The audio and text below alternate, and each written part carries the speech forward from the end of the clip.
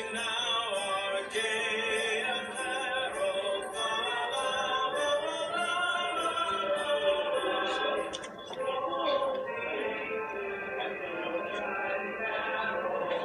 kidding me?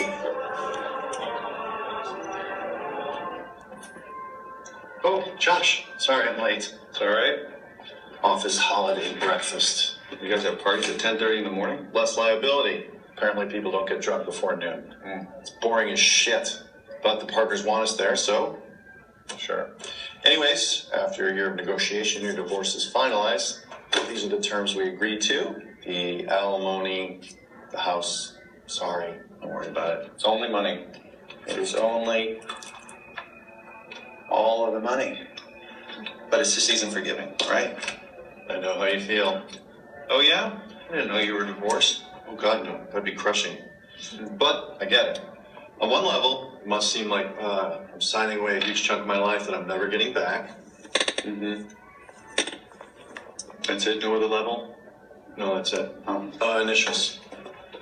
Hey, there are good things ahead for you, okay? Yeah. Come here. Oh, thank you. Thanks, buddy. Merry Christmas. Hey, what's this? My final bill submit. Is it? Oh, also my holiday card. The wife had me and the kids dressed up like members of One Direction. Pretty fun. Dynamite.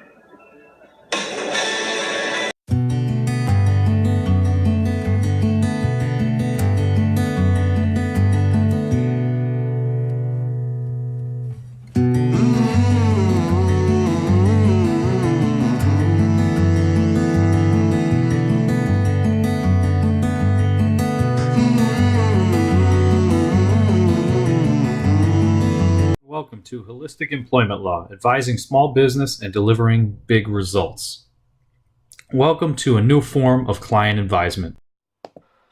I used to be a traditionally practicing, or I think I heard a term recently, conventional attorney. I was a conventional attorney, and conventional attorneys in this day and age tend to focus on winning, tend to focus on getting the most for their client, whatever that means. If that's money, then getting the most money. If that's a good deal, then getting the best deal. If you have to write a lease, then getting a lease that favors your client. It's always about focusing on getting the best situation, the best result, the best amount of money, the most for your client. And I used to practice that way fairly effectively. And I started getting, I had cases where my client might get a lot of money, huge sum of money, maybe more than $500,000, and they would be unhappy.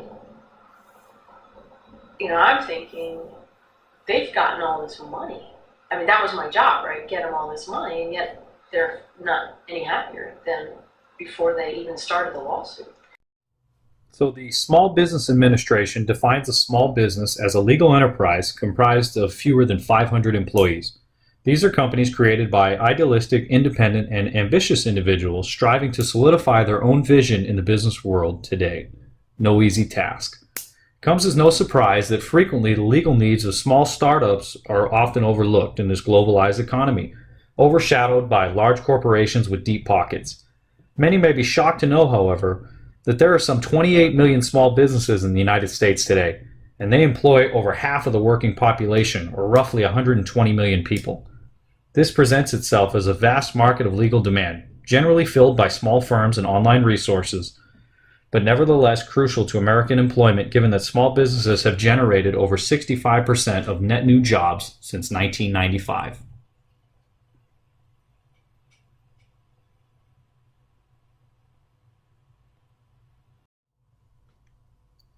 Today's small business leaders look to effect organizational change for the positive, lead their employees down a path to success, and prevent the employment conflicts that are sure to arise as a result of inattentiveness to human need.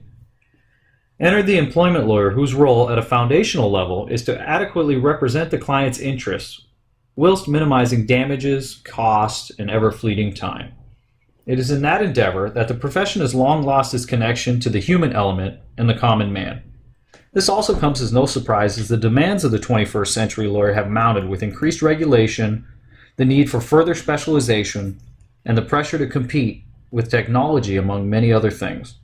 These industry forces, though, are only the product of a legal market which has worked to draw the lawyer away from their internal compass and compel the legal architect into a non-emotionally responsive system, all with the consolation prize of alienating the client's holistic needs.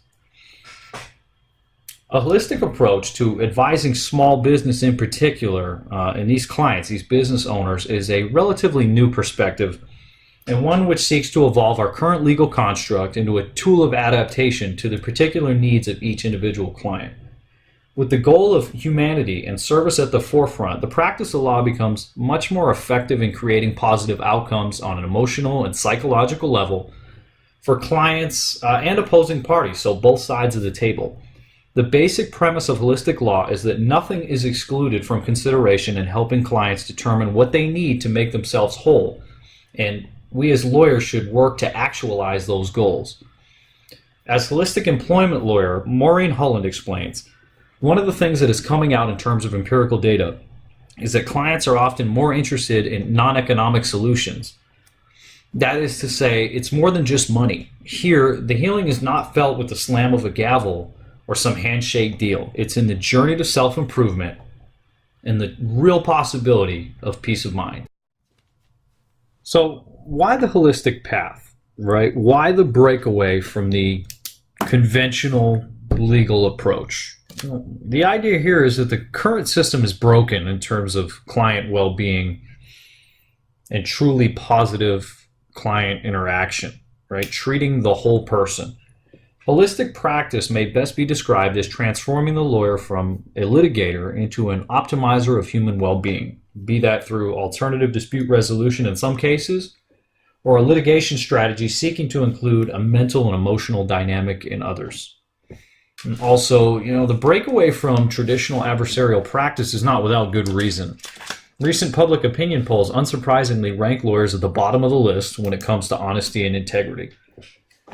Studies also show that a breakaway from the adversarial approach and a new outlook on the law as a healing profession may actually save your career. In her research on personality traits and distress in the legal profession, Susan Dykoff has found higher satisfaction and fulfillment among those practicing this method of comprehensive law. Holistic attorney Laura Crone explains, "You will benefit just as much as your clients in practicing holistic law. However, it is imperative that you also remain healthy and positive in your own life. Don't be afraid to take care of yourself first, and then you can put the client second. You see, bettering yourself is better for the client. And as Crone points out, don't be afraid to put your own needs first, but just make sure you put the client, the individual, before the issue." With a healthy lawyer at the helm and the client as the focal point of the firm, environment and interaction are another crucial piece of the puzzle. Here, Laura Crone recommends paying special attention to the details of the office. For example, hanging colorful and upbeat artwork on the walls and providing for adequate sunlight in each of the client meeting rooms. Although not everyone is an interior designer, one should strive to exemplify their own notion of strength and yet comfort in the office environment. Even more importantly are the people we fill the environment with. Legal staff should share in the goals of the holistic firm and should be dedicated to a positive environment and healthy client relationships. Don't be afraid to be creative. There is no perfect way to achieve holistic balance in practice. Kim Wright, author of Lawyers as Peacemakers, Practicing Holistic Problem-Solving Law, even mentions how she consulted with a feng shui expert and how her staff regularly burned sage to cleanse the office. This was back in her conservative days. In carefully tailoring the office environment, the holistic lawyer is taking into account the sometimes fragile mental and emotional state of a client embroiled in a personal battle. Oftentimes, even the legal turmoil that someone has come to the firm to face is fueled by human emotion. Most issues between people are not based on legal rights. Non-lawyers generally don't have a thorough understanding of the law's function. Most are based on human emotion, and humans generally want to be heard and understood. In that respect, the thoughtfulness of the office decor and the assembly of an effective team are in direct response to the legal issues that the firm takes on. In this way, the holistic method doesn't simply treat the wound as in traditional law practice. It treats the human source, often eliminating the need for litigation, which could easily become the most costly and emotionally challenging experience of a client's life. So, for our purposes, consider the closely held corporation, which typically involves a small, tightly knit group of shareholders. Generally, these businesses have a drastically different human dynamic than larger corporations, in that owners are usually more present and have done at least some of the hiring. A greater portion of the team usually shares in the decision-making process, and motives for change are much harder to mask, requiring better use of tactful communication. Compare this to the Fortune 500 CEO, assembling a team to tailor correspondence or implement change, assessing feedback through meetings with senior level management, and fielding questions through a human resource department. This is both a much broader organizational model, likely more focused on conformity, and it's further removed from the focus here. In contrast, this movement seeks to keep hold of the more human fabric of business, understands the impactful nature of abandoning the human resource model, and prides itself on better employment outcomes. In virtually every workplace conflict, the employee and the business have a different perception of what has occurred, where blame should fall, and the proper remedy. This is what some sources have deemed the perception gap, or the gap between the ownership management assessment and the employee's understanding of the event. Therefore, the practicing lawyer should attempt to better understand the employee's perspective and reconcile this with management's position in order to shorten that gap. Of course, the client's intentions become particularly important here, and a lawyer must discern whether the aim is to maintain the relationship or in some cases terminate it. But nonetheless, a reconciliation is the more holistic option, especially in maintaining relationships. Generally, once the disparity in perspective is narrowed, a proper solution is constructed and implemented to the better satisfaction of all interested parties. Most lawyers will find, though, that the perception gap can vary widely from case to case, and an adequate solution is not always found by meeting in the middle of the two parties. The holistic lawyer must sift through the facts and allow the parties to fully explore their feelings on the matter, often finding the results of inquiry weigh more heavily in one interpretation than the other. Take, for example, an employer who has shifted its operations, which resulted in the termination of an employee who refused to adjust to the new model, particularly unhappy about certain schedule changes, maybe a change in title. Here, a dispute may arise, and the lawyer should consider alternative solutions that might allow the company to keep the employee in a better suited role, thus saving the employee from serious psychological detriment. This situation inherently involves both parties coming together to understand the motivations and complexities of their new joint venture. The work, though, should be more employee-focused, where the person should be made privy to organizational goals, explain why the shift has occurred, and how the employee may assist in this new direction, right? Make them aware of what's going on. It makes them more comfortable. It makes them feel like they're a part of the team, and then they have that motivation, and they then become an effective member of the team. Compare this, on the other side, to a well-founded sexual harassment case where a highly respected member of management has made repeated unwanted sexual advances to a young new staff member. This is an instance where the employee's perception may be justified and accurate given the evidence, and the employer must be made to understand the wrong that has been done and reconcile that with the employee's harsh perception of events. In this type of heavily weighted perception gap, the work is more employer-focused, be that through drafting an apology, mediating between parties, or exploring termination options against the manager in question. Nonetheless, the holistic lawyer's focus can be divided between both traditional liability business exposure and a concern for psychological need to produce better outcomes for all parties. Don't seem to have it. You are going to see great successes from the men. Well, I hope I'm going to really see great successes from you, Sam, but no longer with us. You're fired. I have no choice. You're fired. I just want to briefly touch on therapeutic jurisprudence and the workplace and the current anti-therapeutic state of at-will employment, as well as the law's therapeutic response, which has been, number one, the public policy exception, number two, the implied in fact exception, and number three, the implied in law exception. Over the last 40 or 50 years, we've seen the decline of unions and collective bargaining agreements, and so we've seen this proliferation of at-will employment, which is essentially the idea that the employer can terminate the employee at any time without cause. You know, the employee can quit at any time. There's no contract binding them together. And the nature of that is just inherently anti-therapeutic. And though the law has responded with these 3 exceptions over the last 40 years, you still need to just consider the state that puts the employee in. You know, they go from years ago being able to actually come to the employer with a plan and some grievances, and they kind of sit down at the round table and they kind of work those things out. And they've lost the ability to do that. So I kind of go over that here. It's a pretty heavy topic, so I'm not going to touch on it too much, but just something to consider when looking at these types of issues.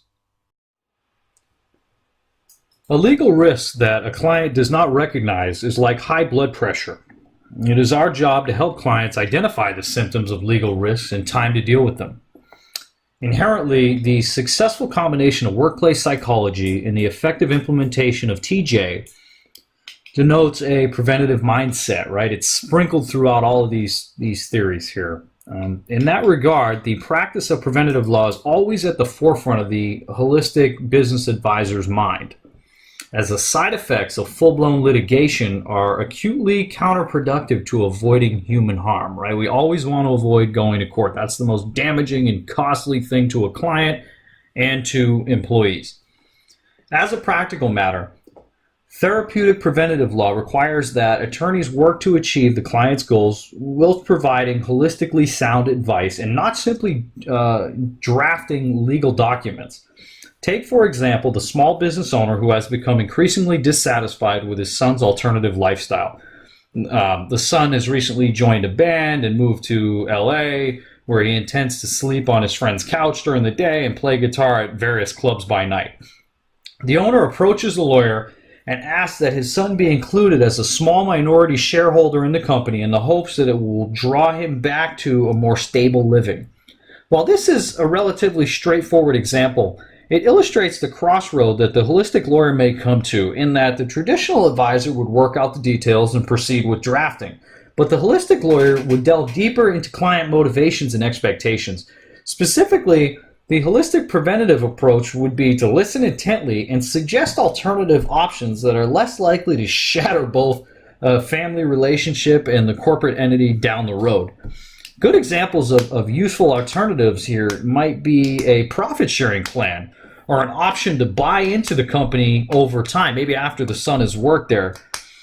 In either event, the therapeutic preventative lawyer should recognize that having a baby will rarely save a relationship, right? Tying these guys together is clearly not going to solve the problem, and that positive outcomes can be had for both parties, all with the added bonus of sparing the rest of the employees the instability and distraction of a family feud. Now, this is just one good example of where preventative law comes into play, but still crucial to our analysis. So a couple things I want to leave you with. First is that many in law practice have found that a breakaway from the typical lawyer personality or those traits associated with competitiveness, dominance, and aggression have benefited them exponentially. On the business side, business has taken a new direction in recent times, abandoning the command and control style and adopting a model grounded in transparency and humility. Recent studies conducted of Fortune 500 companies whose profits plateaued over time compared to those who saw growth have shown that the old model, based in large part on the raw exercise of power, has proven to be inefficient and unsuccessful. Clearly, organizations are paying more attention to the psychological effects of corporate tactics, and lawyers will soon be expected to adapt to this evolving corporate need. And also, in the pursuit of earning a living, most Americans go to work for somebody else and thereby accept the employer's right to command their behavior in intimate detail. It has become the accepted norm that in order to work in the 21st century, that one must succumb to the wishes of he who writes the checks, right? As researcher William Greeter explains, basic rights the founders found were inalienable. Free speech and freedom of assembly, among others, are effectively suspended, and they're consigned to the control of others. This is a great power which the employer has, and the holistic advisor should make it a point to treat each person involved in conflict with the utmost respect for positive outcomes and psychological need. And I think as an attorney, you'll sleep better at night knowing that you've created positive outcomes on both sides of the table and everybody leaves feeling satisfied. Ultimately, the hope is that this will create a better sense of attorneys, a better appreciation for their work, and more client satisfaction down the road. Thank you. Lowball and Lynch, this is Chris. Hey, Mr. Bethany, how you doing, buddy? How's business? Good, good. What's up? Wow, again with this guy. What is the issue now? Okay. You know what? Let's be done with it. You know what? Wait till Friday and then just go ahead and terminate him. Just let him go. We'll handle it. Yep. He's threatening to what? Oh, really? He's going to sue us, huh? You know what? Have his lawyer call me. Good luck paying him without a job. Yeah. Uh-huh. All right. Yeah, just go ahead and do it. We'll talk later. All right. Bye. Thanks, buddy. It's all about the billable hour.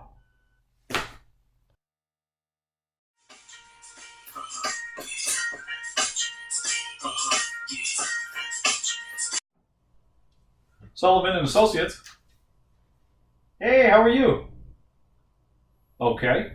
All right. So what's going on? Have we heard back? What's going on with what we talked about? Okay. Okay. All right. Well, I took a look at the partnership agreement. I think we may have some options for a more amicable solution. Let's do lunch and we'll kind of go over some things. Let me see where your head's at, and we can work this out here pretty quick. I don't want this dragging on here. Yeah. Nope. Absolutely. All right, buddy. Thank you so much. Bye-bye.